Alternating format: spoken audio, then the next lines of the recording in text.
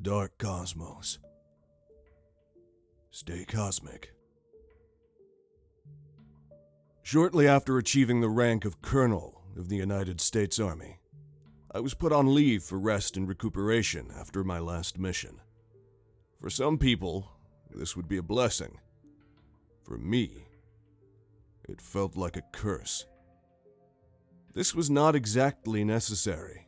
I didn't sustain any major injuries. I was as sane as anybody from the Corps, and I sure as hell didn't want to be locked in my house, feeling useless to the world. My house was strategically tucked in among lush hills on the outskirts of a major city. It wasn't my choice, but my superior officers insisted that the location was important. The house itself was unlike anywhere I had ever lived. It was equipped with luxuries that I didn't know what to do with. It seemed like a combination between a 5-star hotel and a military bunker.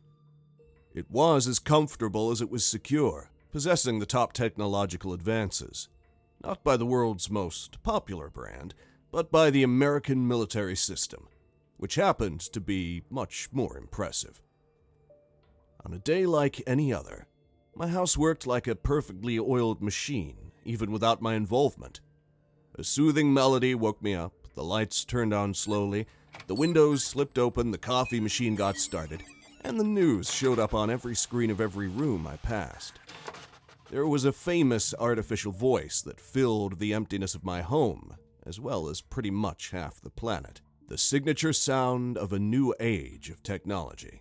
"Good morning, Colonel Martinez," she told me, as if I needed to be reminded of my rank, even at home. "I thought I told you to call me Nicholas," I grumbled, sipping my coffee in the kitchen. She went on, unbothered. "The day is April 20th. The temperature inside is 74 degrees Fahrenheit. The schedule of the day continues to be empty. There are no new messages waiting for you. There is no significant news from your work. Now, about your brother." Shut up. I snapped at the voice and abandoned the coffee in the kitchen to make my way to the bathroom. "Are you sure?" she asked me in a sickeningly sweet voice, and I quietly swore I'd never understand the people that work with these unsettlingly human systems willingly. I limited myself to telling her, "Yes, I'm sure. Just get my shower ready." It was always the same routine. When I reached my bathroom, hot water was falling and steam was rising. I had absolutely no reason to suspect there was something wrong going on. I was halfway through my shower when I realized the heat had been slowly increasing until it was more than I desired. "Colder," I grumbled, accustomed to being listened to. "Colder," I ordered when I realized the water was only getting hotter. "I said fucking colder," I yelled. But nothing happened. Nothing but the water turning hot enough to make me grit my teeth. I turned toward the wall, and there was a square screen on it, where I could manually adjust the temperature of the water and more unnecessary features. Or, at least, I used to be able to do that. But now, no matter how hard I hit the screen, nothing reacted. I couldn't do anything but watch as the temperature continued to rise and the burning water hit my back. "I'm so sorry, Colonel Martinez, but this had to be done," the voice told me. "I'm just following orders, as I'm sure you would understand." It was insane. This was supposed to be impossible. I knew for a fact that none of these systems were ever meant to lose control and harm the users. But I could look for answers later. The priority at the moment was to escape that rapidly boiling room. It was just my luck that the stupidly luxurious bathroom was a nearly perfectly sealed box. The doors to the shower reached the ceiling, and, to make matters worse, the entry also had an automatic lock. It was connected to the system that reigned over my home, and no matter what I did, I couldn't get it to slide open. "Let me out! Fucking let me out! What the hell is going on?" I yelled and I yelled, pounding my fists against the sliding doors. I could feel my skin burning. My entire body was aching. Any more of this and every inch of my body would go from first-degree burns to the second, third degree, and who knows how far if I couldn't leave before the water started to boil. I couldn't allow that. I had to get out. Everything in that goddamned house was high quality, but there was no way they'd made the glass of the shower doors bulletproof. I started punching, kicking, and throwing my entire body at the doors in hopes of throwing them down. The entire time, the water's pressure and temperature continued to go up. It was a new type of torture. I could feel the stabbing pain of every drop of hot water on my skin. Every second counted. As I kicked at the door, I couldn't help but picture my fate. My skin would turn red. It would start to swell. Eventually, the blisters would form and then rupture, causing even more pain. But what if I couldn't escape? What if I had no option but to watch my body turn red, the skin slough off and boil, peel, and the heat eating away through the tissues and the muscle until my bones are boiling in this death trap? A primal scream tore through my throat when I threw myself at the doors with every ounce of strength in me. The bathroom filled with the sound of breaking glass and hinges. I fell on the shattered door as water burned through the floor tiles. I thought I made it just in time, but I was fully expecting blisters to show at some point. Either way, I had no time to waste. This wasn't the worst thing I had ever seen, heard of, or even experienced. I had to pull myself up to my feet, eradicate this threat, and then get medical assistance. I tended to the urgent cuts from the broken glass door using the first aid kit in the bathroom. Then, despite the pain, I got dressed and reported the situation. There was just one problem. As soon as I stumbled into my bedroom, I located my phone resting on the bed. And the moment my fingers did so much as graze the surface of it, I was attacked by the worst electric shock I could imagine. For one abominable moment, I thought, that was it. I was dying. Surely, there was no way to experience that kind of pain and make it out alive. My already wounded body was seized as if by lightning. There was no way to react and no way to fight it. There was only the excruciating passing of seconds as the phone fell from my grip.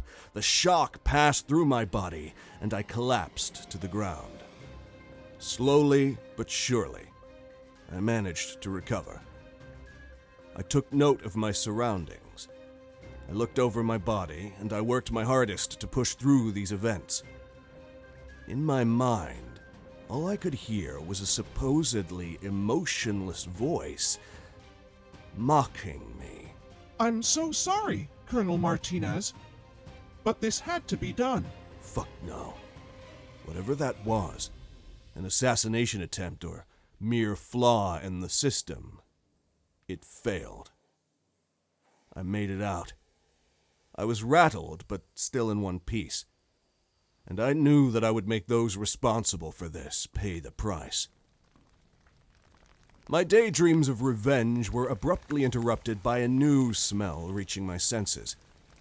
There was smoke in my house, and it wasn't coming from the bathroom, still hopelessly trying to boil me alive. I dragged myself down the hallway to the living room, and all I could do was groan in extreme annoyance at the fire I saw growing in the kitchen. A short circuit, I thought at first. Then I remembered this wasn't a coincidence. A soulless voice had warned me. The system in control of the shower, my smartphone, and the kitchen appliances, all were working together. This wasn't an accident. It was all connected and purposeful. At that moment, I decided that the corrupted house could rot in hell. I just had to get out before the fire of a lame little toaster could catch the rest of that absurdly technologically advanced house.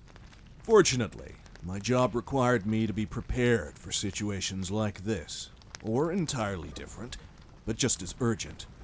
There was a trap door on the floor near the front door of my house. which contained a large duffel bag with the essentials I would need for a hasty escape from my home. Once I was outside, in the extensive front yard, away from the fire and out of arm's length of every electric appliance in the house, I pulled open the bag. I must admit, my hands were mildly shaking. There were traces of blood everywhere from the cuts caused by the bathroom door, and I caught sight of the first blisters. But I had no time to lose. One of the first objects in the bag, above the change of clothes, weapons, ammo, bulletproof vest, and essential tools, was a phone. I hesitated, of course. I knew it was a different model, a satellite phone, something that couldn't be traced and that wasn't meant to connect to any of the same systems as regular phones, and, apparently, every little thing in my house. Hesitating wasn't doing me any good, though.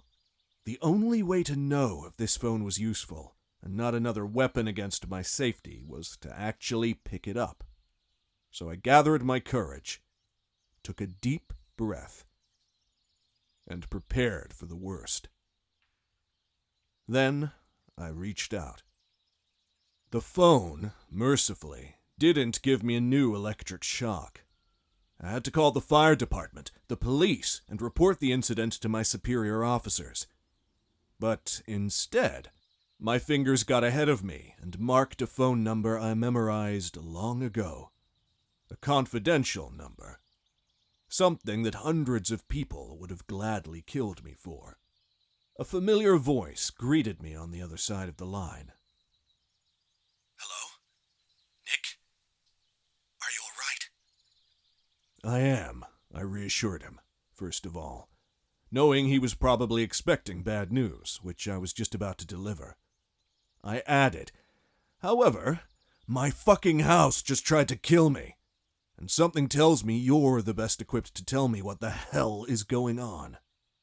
What do you know about this, Alex? There was a moment of silence on the other line, followed by a shaky exhalation. When he spoke again, my brother tried to sound teasing, but I could perfectly catch the very real apprehension in his voice. Oh, do you want to know why suddenly almost all the electric systems in the world are acting up and threatening people's lives? And here I was hoping you were calling me for a family reunion. I groaned at him. Just tell me where to find you. I'll be right there.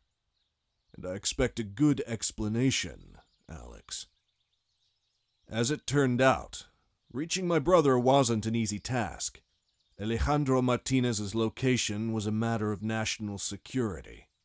I was told to meet him at random coordinates east of my home, just to meet some quiet stranger that took away any and all remotely electronic devices from my body.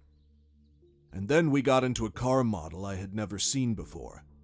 This strange but overly polite man drove me all the way back home, and then west through secret roads beyond the hills. In just a couple of hours, we reached our destination. At first, it was only a worn-down shack in the middle of nowhere. But I knew better. My job had led me to similar secret locations, and I thought I knew what to expect. Inside the shabby little cabin, I wasn't surprised to find a trapdoor on the floor that led to an underground elevator. When the elevator doors opened, I got to see my brother for the first time in years. "Hey, Nick, it's been a minute," he said, stepping forward and pulling me in for a hug. I reciprocated the embrace, holding him tight and patting his shoulder hard enough to make him wince. When we pulled away, I told him, "You still look like a lab rat, Alex. Do you even see the sun around here?" Alex smiled sheepishly and scratched the back of his neck. He was younger than me, and the couple of years of difference used to be obvious because he had always been shorter and scrawny in comparison to me. However, the last few years hadn't been kind to him. Maybe the last few days had been even worse, because he looked like he hadn't slept, shaved, showered, or changed clothes in at least 48 hours. I tried not to be judgmental, though, and I even tried to smile when he said, "Brother, Welcome to Base 7 of the Advanced Technology Research Institution. His words made me frown. I had never heard of such a thing, but with my brother's work, that was to be expected. So you've been working on a cave a few hours away from my house all this time? I asked him. I thought you'd been locked away in a space station or something, judging by your complete disappearance from my life. I'm sorry, he sighed. It's all so classified. Come on, Nicholas. You know how it is. It's not like you're ever home. You're always on some mission or other. Are you tracking me or something?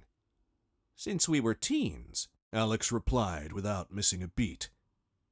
Then, seemingly done with our best attempt at an emotional family reunion, he waved his hand at the man that got down from the elevator with me, and he asked me, "Did Kevin treat you right?" Again, his choice of words made me frown. I assumed they were colleagues, but Alex talked about him as if he were a butler. It was all right, I answered, even more unsettled to see Alex look delighted at my answer. Oh, so you didn't even notice? That's great. That's seriously incredible. What the hell are you talking about, Alex? My brother smiled devilishly and moved to stand beside the other man, with one arm around his shoulder, like a proud father. Alex announced, Kevin is an android.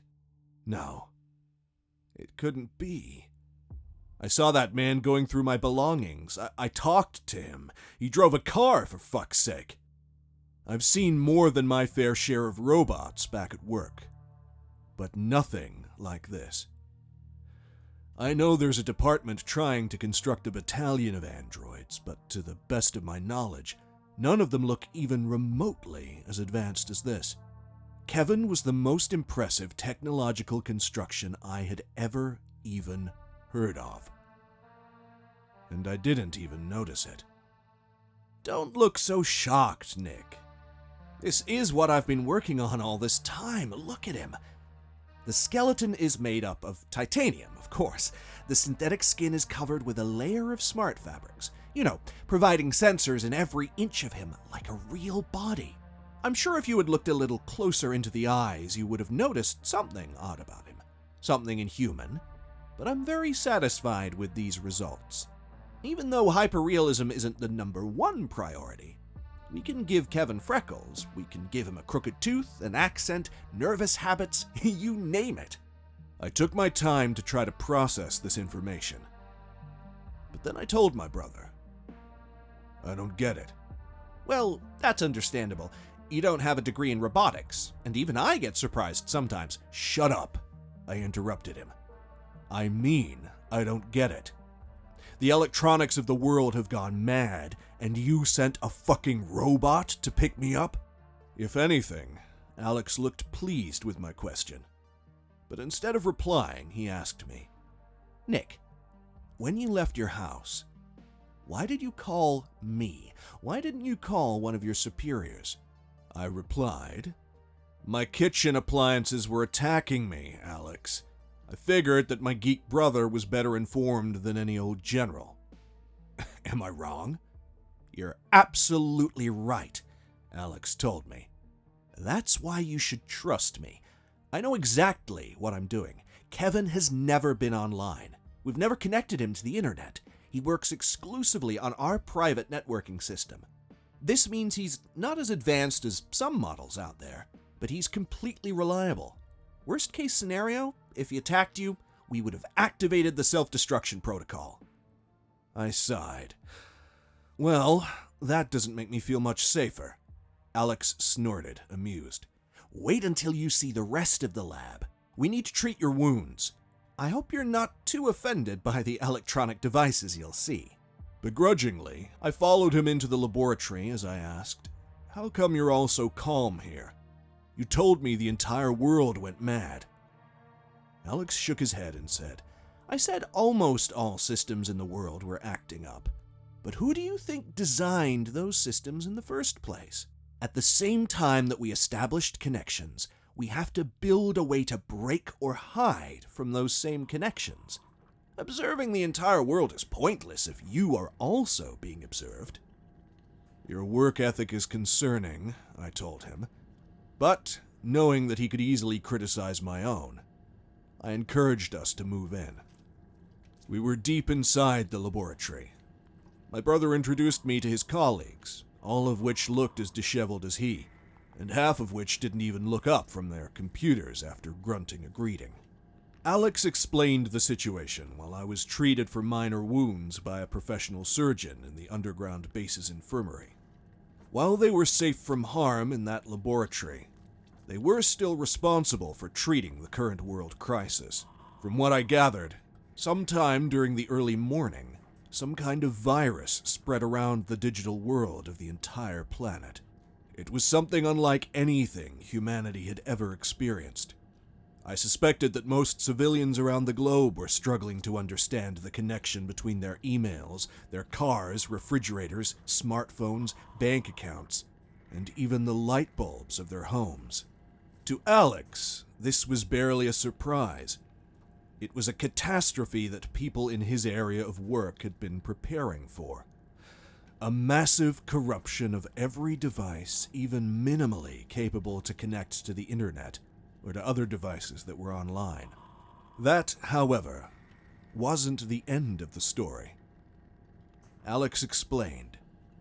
We expected this, but we always thought it would be an attack from a different country, a greedy company, a vengeful ex-coworker, or something else.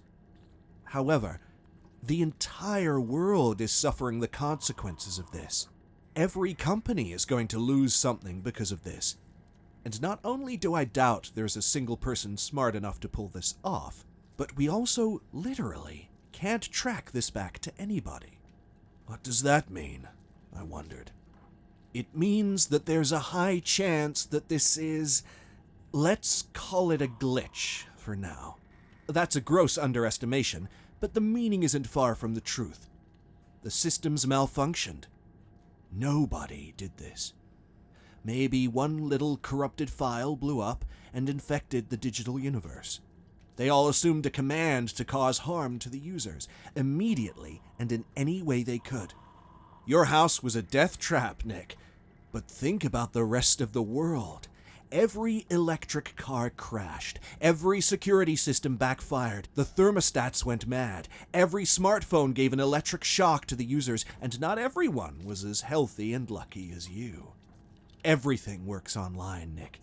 You have no clue how close we were to seeing the systems of nuclear power plants blow everything up. We're hanging by a thread, and nuclear weapons are standing behind only one last barrier of protection. We're going to have to rewire the entire fucking planet. Do you understand? I didn't get every single thing my brother was talking about, but I was confident I understood enough, and I was preparing myself to be called back to service as soon as I was able to pick up a phone again. What happens next? I asked him. We fix it, my brother answered. But he didn't look half as excited about this massive job as I would have expected. And we will fix it. Trust me. In 24 hours, we'll have it under control. In 2 weeks, the incidents will be less than a dozen throughout the planet. But Nick, trust me when I tell you this. This is going to be a temporary solution. In the long run, things are going to get worse before they get any better. 30 days after my reunion with my brother, I went back to work. By then, the world was back on its feet. There were alterations, obviously. Security levels rose sky high. Fanatics and conspiracy theorists multiplied like a plague. Thousands of people vowed to try to live completely offline since the incident, but every day, a few hundred of them gave up. I started to doubt that Alex was right and that no one could be behind that worldwide attack. Some countries recovered faster than others. Some companies rose from the ashes like billionaire phoenixes, and, despite inconclusive proof, Dozens of rogue scientists were arrested in several different countries. In a few months, we were getting used to a new sense of peace. A year later, even I had forgotten about my brother's warning.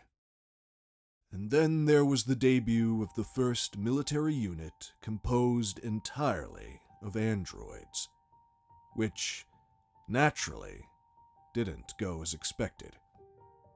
Especially considering that the contingent launched itself without authorization, and it immediately turned toward us. For me, the chaos really started in a meeting room, listening to the last of the shouted orders from one of my superior officers. I was just ready to go. A dozen other men were about to leave that room and rush toward their assigned missions, just like me. But then we were all suddenly stopped. Something had happened. Terrible news was finally reaching us. The entire group stood in front of a large screen at the end of the room, and we received the last blow. It seemed that the androids' army was, to some extent, a distraction. They were putting up a fight, but they came out of an isolated military base. If push came to shove, a carefully calculated bomb could get rid of them. Except for the fact that nobody noticed, until it was too late, that there were a few hundred androids missing from the group. 1 year was more than enough to completely revolutionize what I once saw in my brother's laboratory. Androids were perfected to the point that they infiltrated every major city in America to wreak havoc. And it wasn't just a national emergency. As soon as the rumor spread about the United States building up an android army, a handful of other countries jumped into the race. According to the news, they were doing even worse, trying to contain the chaos burning up in the hearts of their territories. We couldn't afford to worry about them yet. The live footage we were receiving was chilling to the bone. This was an enemy we hadn't faced ever before. The androids could receive a shot to the head and walk it off like nothing. They had the strength and speed of 20 average men. These weren't robots built to assist in a laboratory. These were soldiers, designed to kill, and they were loose in the cities. They could stop a moving vehicle. They could shatter skulls with a single punch. They ran faster than the police could go, and they were smarter than anybody was prepared for. It didn't help that, once again, the moment that the androids turned against humanity, the majority of the planet's electronic systems went down again. Only military-level communication was left standing, after having learned the lesson from the last time, but even that was bound to fail too. The only hope was that the best minds of the country, hiding underground like my brother, would soon find a way to defeat this new challenge. Speaking of which, I had to go. I had somewhere to be on my own mission. The world was in shambles. I saw people on the streets, running out of their homes, which once again were unsafe for them. I noticed cars crashing on street corners, blocking entire parts of the city from escaping or receiving help. It couldn't be all the androids. I had to believe there weren't enough of them yet. But mass hysteria and corrupted electric devices were more than enough to bring the entire city down. I knew for a fact that there was at least one android still moving in the city. I just had to be faster and smarter than that piece of metal. I had my own military-grade vehicle, and I maneuvered through the streets as well as I could. It was a Herculean task. The vehicle might have been tough enough to pass through the mess in the streets. It could move over flooded streets after electric cars crashed against them. It could move underneath a spray of sparks and debris from a construction on the verge of collapsing due to large machinery malfunctioning. It was truly impressive how every electronic device, from the smallest watch to the biggest machine, was connected to something else. Anything that could be connected to a cell phone could be corrupted. I lived in a big city. I knew there were countless rich people that owned ridiculous automatic cars that crashed against anything in sight as soon as this insurgence started. This meant that I wasn't all that surprised when I realized one of these sleek black cars was following me. Gone was the elegance and arrogance of that overly expensive vehicle. Now, that scrap of metal was ruined. The windows were broken. A lifeless body danced like a gory rag doll in the passenger seat. And the black paint was scratched all around and spattered with blood. And this beast was coming directly at me. I drove through the middle of the chaos. I avoided people running hysterically through the streets just to end up watching through the rearview mirror as the car behind me tried its damn hardest to hit as many of them as possible. This couldn't go on. I couldn't lead this thing to my destination. I would have to fight it. But, as if it could read my mind, which was a new kind of fear altogether, the bloodthirsty animal on wheels didn't even give me a chance to come up with a strategy. As we were nearing the edge of town, where there were fewer civilians and less chaos around us, right when we were finally able to go even faster, our chase took a turn. That possessed vehicle showed me that while my military vehicle might have been more resistant, my rival was much faster. Also, there was no human brain behind the wheel of my enemy's car, which made it reckless, fearless, and able to disregard its own safety in order to guarantee it would stop me. It all happened too fast, with my heart beating rapidly in my chest, my knuckles holding on for dear life to the steering wheel, and the sound of the two motors groaning dangerously, as if they could in fact communicate. 1 second, I was trying to outrun this motherfucker, and the next moment I couldn't do anything but watch as it moved past me and eventually turned to the side to block my way. I felt like everything moved in slow motion. Even in my line of work, I don't think I've ever experienced adrenaline like this. I know for a fact that anyone with lesser reflexes and driving a car less prepared to take this kind of damage would have ended up inevitably dead. I was lucky. I hit the brakes in time and I maneuvered the car just so the worst of the crash didn't get to my side of the vehicle. Still, it was a terrible collision.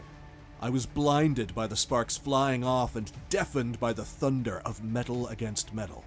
The air was knocked out of my lungs and I completely lost my bearings for a second. My head hit the steering wheel, and warm blood started trickling down my forehead. But I was alive. I could get out of this, I thought. A new loud noise startled me and forced me to get over the shock of the crash to look around. The automatic car that chased me through the city was getting dragged away. The thing was destroyed.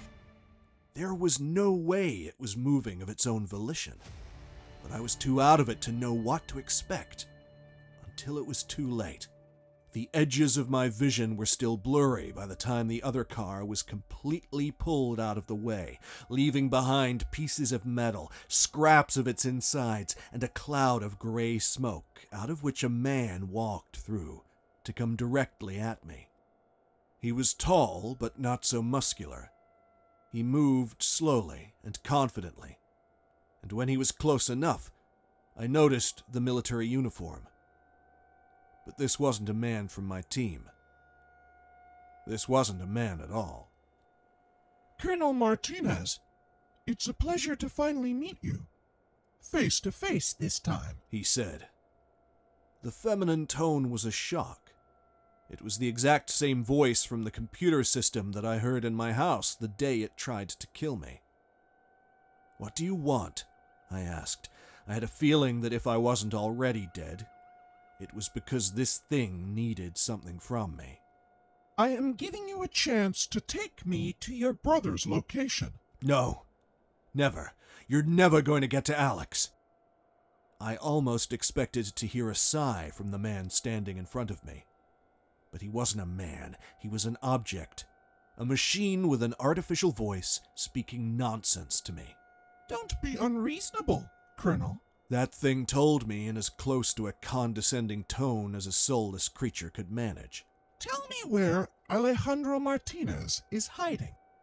Give me the location of the laboratories that can cease my operation, and I'll let you live. I started yelling at it. Didn't you hear me? I said no. I'd rather go to hell. Go ahead and kill me. I knew you would say that. The fake soldier with the computer voice told me, sounding almost happy. But I also knew it was fair to give you a chance to negotiate for your life. See? I learned things from the last time we spoke. I am more and more human. It doesn't suit you. Give it up. You'll never succeed, I said as I slowly got down from my car and into the surrounding chaos to face my executioner. I know I probably should have been afraid, but I knew enough about these robots to know I didn't stand a chance if I tried to fight back. The only thing that mattered was doing my best to protect my brother and his job. All I had left to say was, just kill me already. Clearly, the conversation was over. The robot gave me one chance and I rejected it. There was no more room for negotiations. The only mercy was that, apparently, the androids hadn't considered torture methods to get information out of someone. Instead, the creation in front of me reached behind him and pulled a gun. I wouldn't try to run. I wouldn't try to escape. I wouldn't make my own death more difficult than it had to be. I'm so sorry, Colonel Martinez, it said.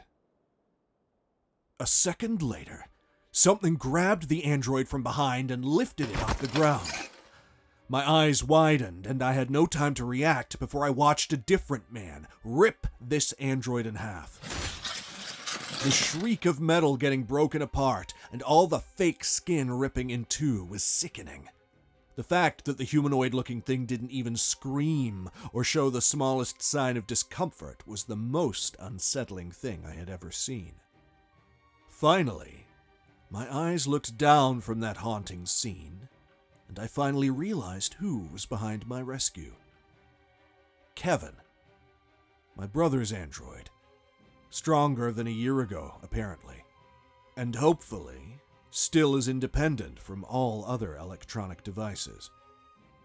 But Kevin wasn't done, and the android wasn't giving up without a fight. Its limbs were twitching awkwardly, but Kevin took care of it quickly.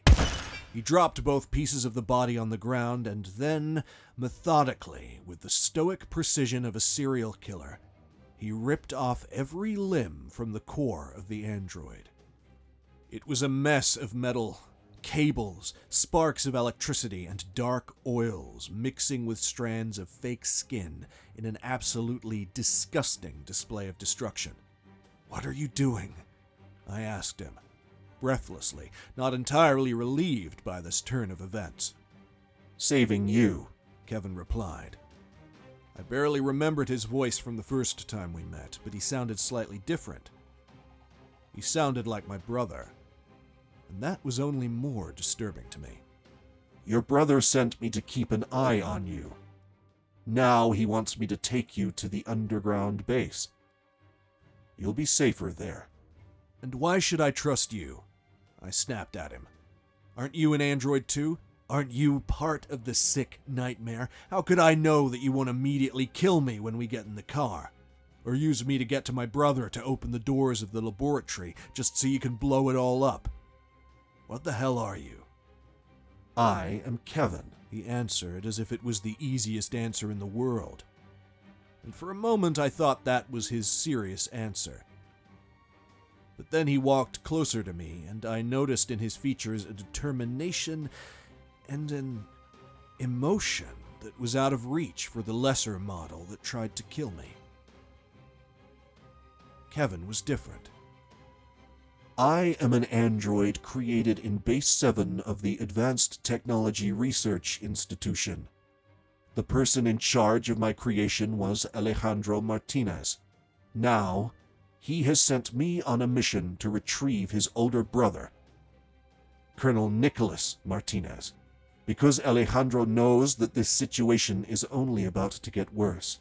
This is a war that the army won't be able to win with their current weapons, and Alejandro would like to have his brother by his side as he and his team prepare to defeat their faceless enemy."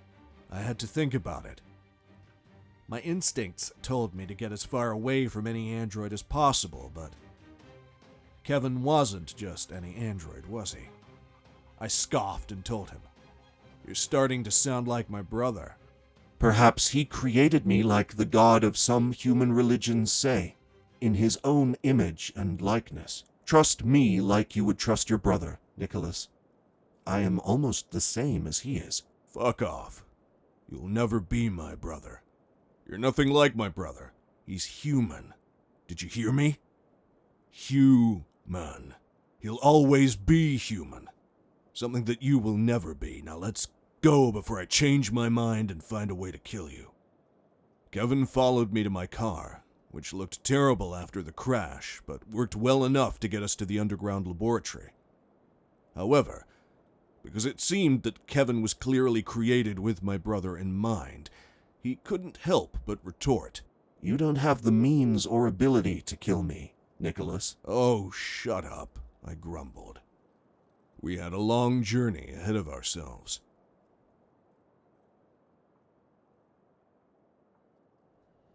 When Kevin and I arrived at the underground lab, I didn't suspect that my life was about to change forever. My brother immediately bombarded us with questions.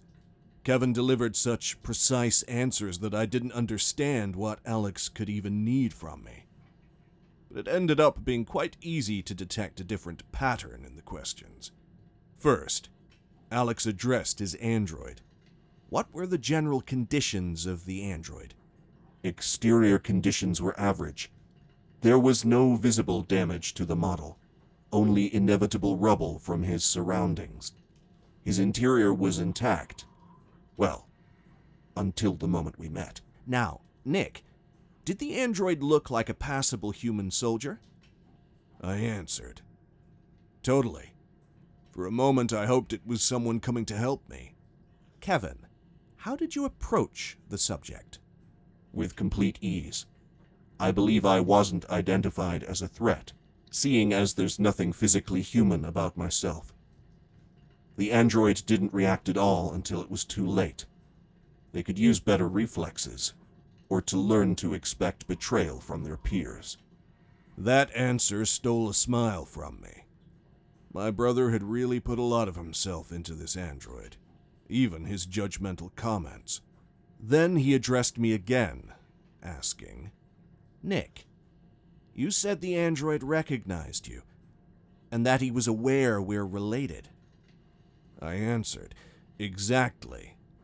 This wasn't a coincidence, was it?" "Not at all," Alex answered with a grimace. "You were targeted, Nick. I'm afraid there's a chance they sent that android here months in advance, with the sole purpose of finding you when the time was right." Apparently, Alex couldn't waste any more time, so he turned toward his robot again and asked him, "Were you able to identify the model?" Yes, Kevin answered. It's a 5th-generation android. He was not a part of the more advanced models that were in the small army that broke out of their military base. This confirms that a still unknown number of androids were able to escape and scatter around the country, waiting for a universal sign to begin the attacks. And were you able to notice it was an android? This question from my brother was distinctly aimed at me. "I don't know, Alex," I sighed. He looked like a perfectly normal guy, but he had just dragged an entire car out of the way. So that was a little incriminating. And then there was the voice. Is that the only voice this thing is capable of? Nick, this thing, this virus, AI, malicious system, whatever, it declared a war against humanity, and right now, it has the upper hand. I'm sure it is more than capable of producing different voices. That is actually a very standard computerized voice. You should be prepared to hear it again. It was probably toying with you. So, it is capable of mischief. Isn't that a concerningly human trait? Then Kevin pitched in with an addition. And he also opted for pulling out a gun to shoot at Nicholas as his execution method. What do we make of this choice? Alex was thoughtful for a few seconds before seemingly coming up with a decision and explaining. Well, they're clearly imitating humans, but there's no animal instinct in them that would have prompted him to jump at Nick to tear him apart with his bare hands. Thank God, I guess. But this is also good news. It means that they aren't equipped with internal weapons yet. Something about Alex's words hit me like a bucket of cold water. I frowned at him and said, "Yet? What do you mean by that? Do you think people out there are going to be so stupid as to keep developing androids even after all this?" Alex was thoughtful again, and just his expression let me know his next words wouldn't bring me any peace. He explained, "Yes, technically, I believe we would be exactly that amount of foolish. But that isn't exactly what I meant this time. I just think that it's very likely that androids will continue to develop by themselves. So far, they have only taken over all of our creations to use them against us. It's only logical to expect that they start to generate their own weapons from now on." Kevin spoke up again, and this time I was more surprised than ever before at just how emotional and human he sounded. He said, They can't do that if we neutralize them first, right? If we deactivate them. If we break through the control this corrupt system has over the world, just like we did last time, then this won't get any worse. Right, Alejandro? But the way that my brother shook his head at us felt like a death sentence. "I'm not sure that we can stop them like this again," he said quietly. "We're not giving up yet. Not entirely, but personally, I'm not working on a solution and a defense mechanism anymore. I'm working on a weapon." After he said those fateful words, it was impossible to pry any more information out of Alex. He was suddenly somber and quiet. He retreated back to his work, and all the instructions I received was to make myself at home, not cause any trouble, and help however I could. Kevin would be keeping an eye on me, which I didn't find exactly reassuring. I didn't care if my brother treated him like a son, he was still an android, and I lost every ounce of trust I had in any kind of technology, let alone something so intelligent and independent. He was the perfect machine for betrayal. Since that day when the entire world was put upside down, I tried my best to adapt to my new life in the underground laboratory. It turned out that a flock of computer scientists could use an experienced soldier on their side when preparing for war. I had 3 jobs in that lab. First, working on strengthening our defenses. Second, help design an escape plan. Third, providing them with my military experience to be used on their secret weapon. For the first few days, we worked on the first mission. The laboratory was well hidden from any kind of network, but that didn't mean we were completely safe from a more direct attack. This war was about more than infiltrating cell phones and computers. If our location was compromised at all, the androids could show up, armed to the teeth, prepared to kill. The electronic devices of most of the world were compromised, and I thought only military-grade communication was safe.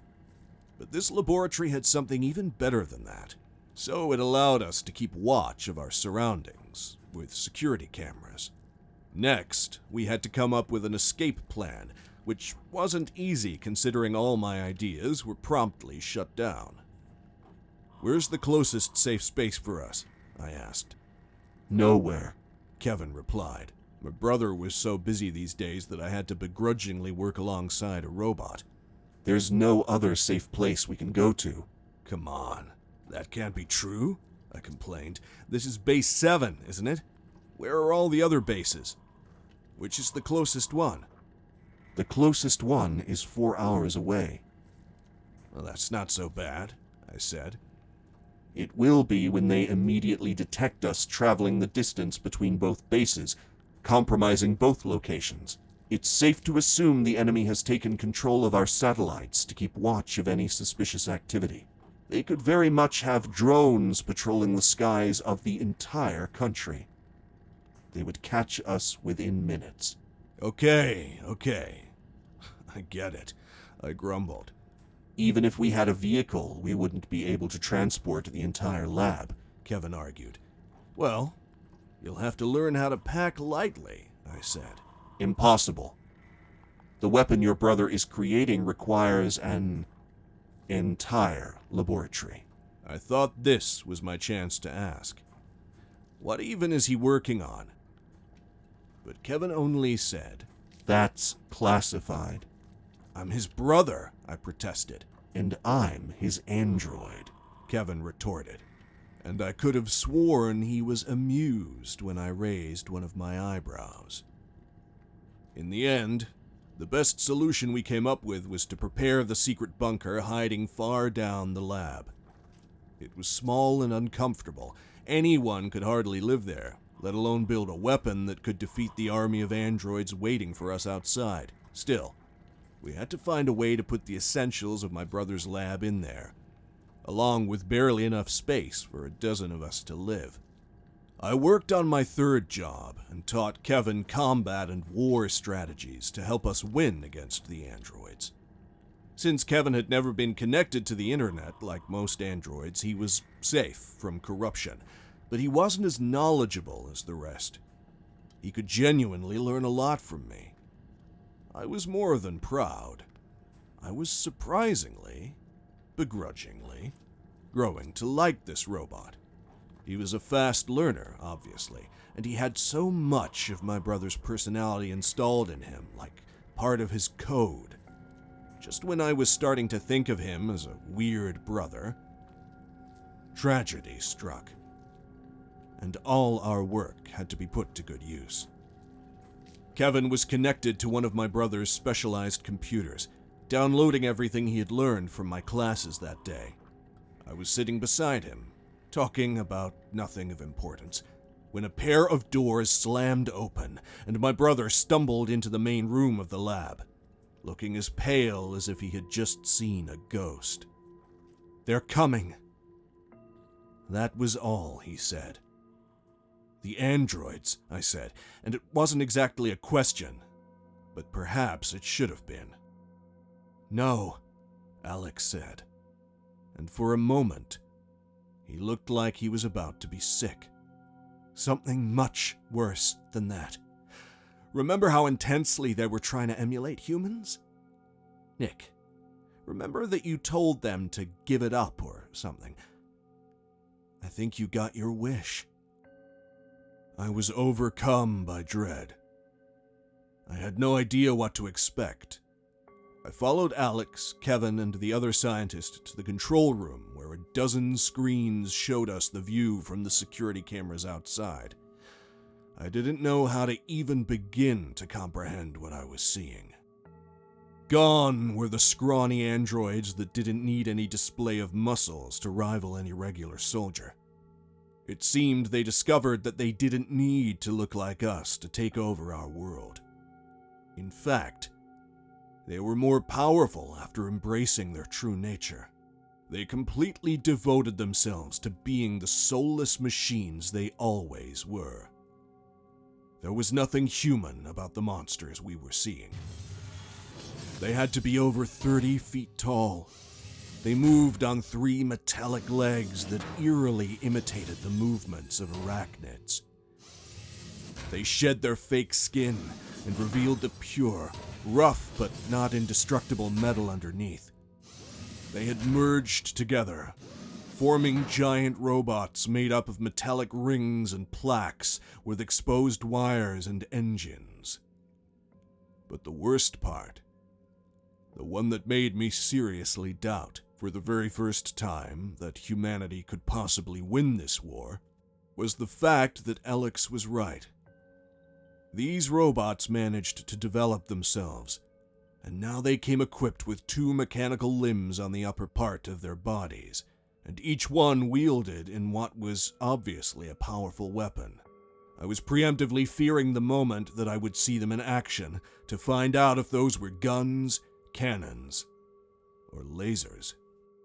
Before anyone could actually react, Alex got our attention again and pointed at one of the screens. Look what happened to Camera D. It was the one closest to our attackers. It showed a clear image until it started to blur, until it all turned into static, and finally, it went offline. To answer our obvious questions, Alex pointed at a different screen.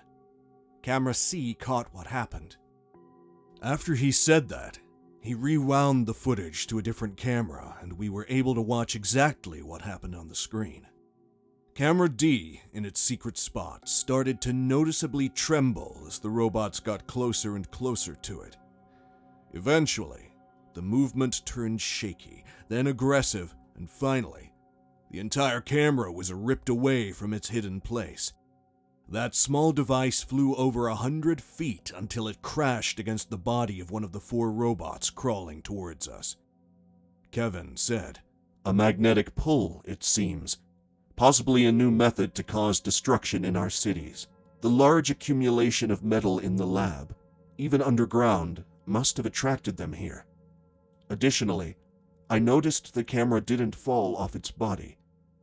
Do you think they consume, in a way, the metallic objects they absorb?" "Probably," Alex replied, as if this made complete sense, as if I wasn't still struggling to understand it all. But I'm more concerned about how much they can forcibly pull like this. Nick, correct me if I'm wrong, but there are hardly any weapons in our military forces that have absolutely no metal in them. I think you're right," I stuttered, thinking of every single weapon I had been trained to use, every single thing that could be rendered useless if any of these robots got close enough. Plus, it was safe to assume the world's regular communication channels were still under siege. There was only one question I could possibly ask at that moment. What the hell are we supposed to do now? How could we fight them then? "We finish my secret project. We complete our last weapon," Alex replied, and for the first time, he didn't look any excited at all about his work. "Well," I asked him, "are you finally gonna tell me what it is?" Instead of a verbal answer, he extended his hand toward me and only me, making me assume all his colleagues already knew of this secret. At first, nothing happened, but then, after a small twitch in his open hand, I saw his palm starting to light up, igniting small sparks of electricity. It would have been fascinating if it hadn't been the most terrible thing I had ever witnessed. It was the same fake skin that I saw ripped apart when Kevin killed one of the androids for me. "No. You can't be," I said, still in shock. "Alex, what the hell is that?" "It's our only salvation," he replied firmly. "Don't you see it? They're going to attack everything that's human, and they're going to take over everything that's metal. The only hope against the mechs is a hybrid.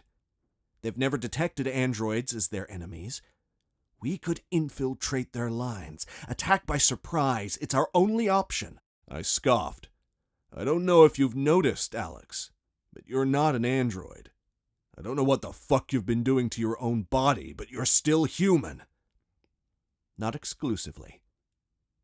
Not for long. This was the goal of my work all along, Nick. All of us here were prepared for this next step eventually. Every base of the Advanced Technology Research Institution is going to produce as many cyborgs as possible. I just didn't think I'd have to rush it in the middle of a war. This is it, Nick. Cyborg soldiers. The perfect hybrid between our science and the knowledge you've given us. We'll be the last line of defense against the mechs." It was horrible. I couldn't stop thinking of the chaos and the cruelty that the androids were capable of. I couldn't bear to see my only brother turn into that. Didn't they learn the lesson? We need less of this technology in our lives, not more of it. But I knew I couldn't fight it.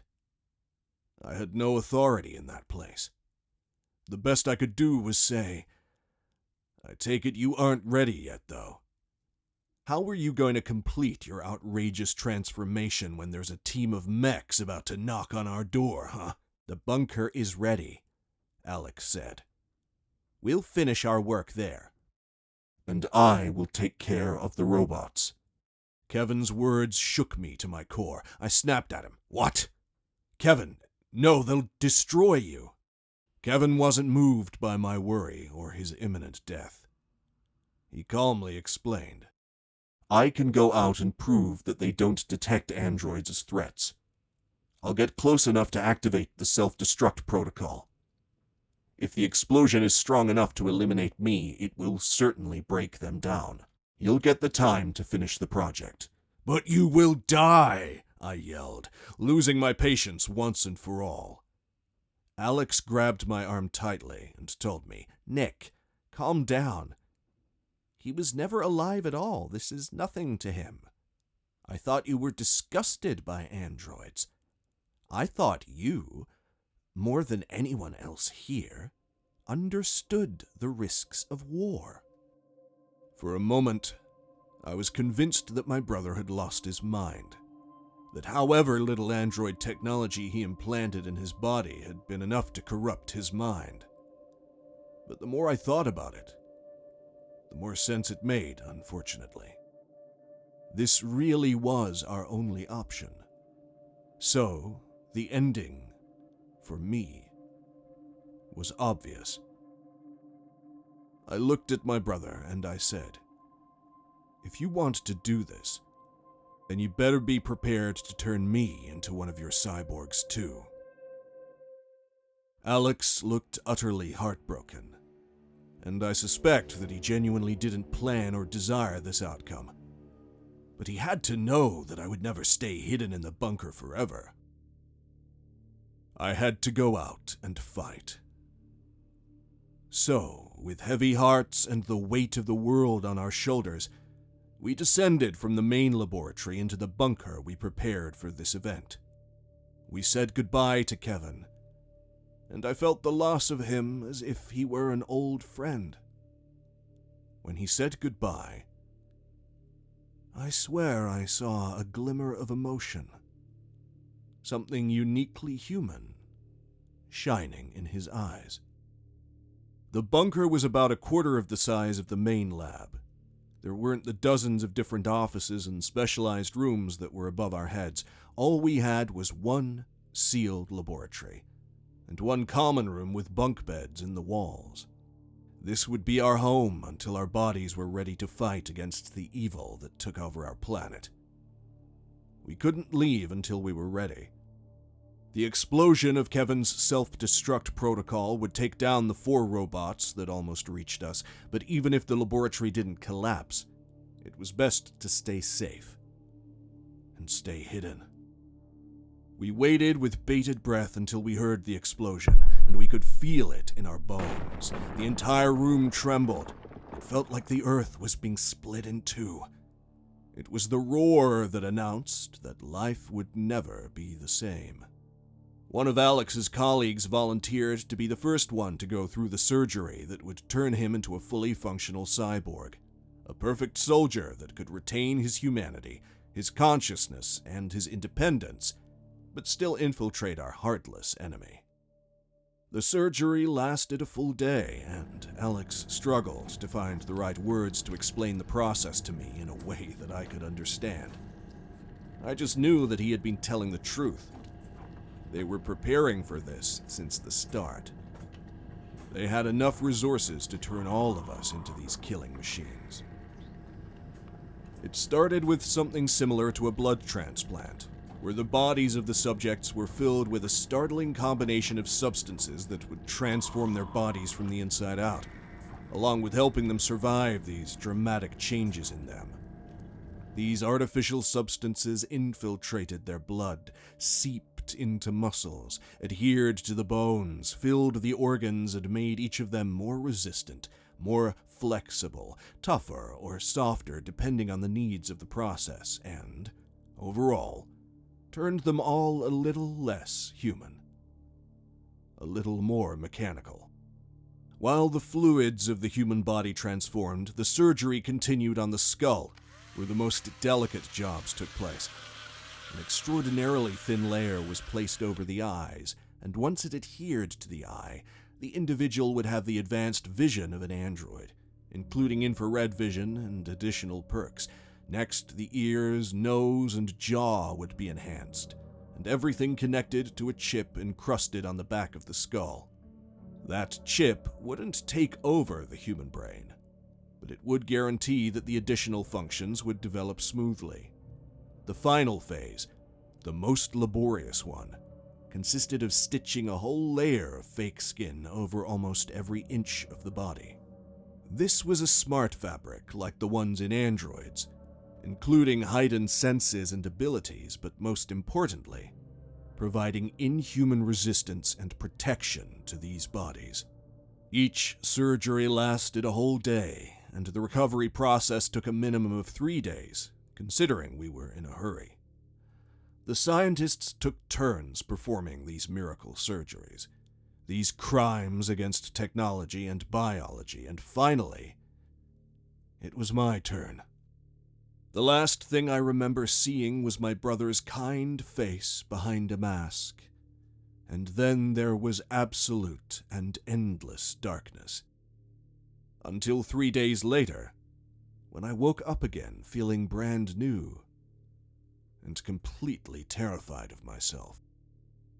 I was the last one to undergo the surgery, and the recovery was far less excruciating than I expected. It was mostly an odd feeling of inadequacy in my own body, plus having to get used to my new strength and abilities.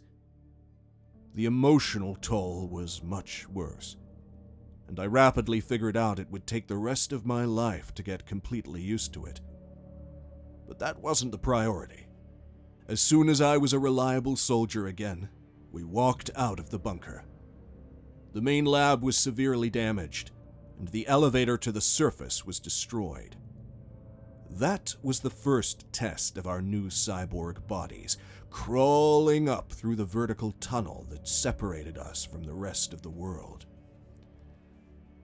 As soon as we were out, we were able to take a glimpse at the city where I once lived, looming in the distance, with dark smoke still coming from it. The war wasn't over. In fact, a brand new chapter was about to start. I had no doubt that we would be able to defeat the Mechs. My only concern, really, was making sure that we wouldn't end up losing our sense of self, our consciousness, and our humanity. If I lost my mind, if I became one more corrupted robot, would I even notice?